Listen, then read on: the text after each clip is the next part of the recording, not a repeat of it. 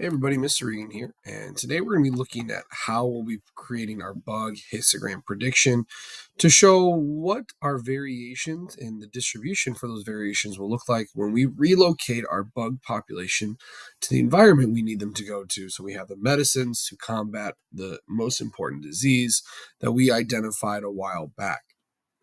So we're going to be looking at how to upload some images onto our model that you're looking at here and how to begin making a prediction for what the variations in distribution will look like for our population. So as we get into this, let's begin with the very first part of how to complete the very beginning section of our model. So in this first part, we need to have the bug population found today. We need to put an image here for a specific feature and histogram that we've created in the past. Now, this is going to represent the bug population right before we relocate them, right after they've come off of their sinking island environment. So if you remember a while back, we created histograms that showed the different variations and distributions for different features. So how many bugs with different eyes, how many bugs with different heights, lengths, widths, and so on. So you're going to be finding those pictures in your Chromebook, and you're going to go to Insert, Image, and you're going to upload that picture from your computer. You should have them saved as you screenshotted them a while back.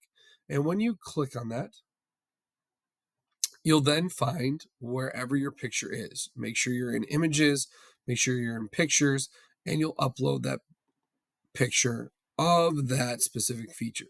So maybe this is a feature for height. And that'll go on the very first one. Okay? So we should see what the height of your population looked like when the bugs first came off their sinking island in their old environment. Next, once you've inserted that image, you're then going to make a prediction as to what the height or whatever feature this is would look like after 50 generations in their new environment. So the first thing you're going to do is pick which environment you feel is going to help your bugs maintain the feature and variations they need for the different diseases. So height was in charge of helping with dementia. So if you felt that dementia was going to be the most important drug that we combat and we could help with that with using the junkyard, then you'd go to the junkyard. Or if you feel it was the beach, then you'll relocate them to the beach.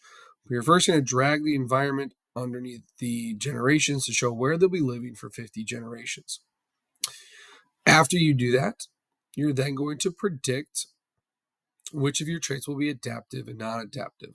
So maybe looking at our histogram and the environment, you think that trait number 1 is going to be adaptive, trait number 2 is going to be adaptive, and maybe you think 4 and 5 will not be adaptive in this new environment.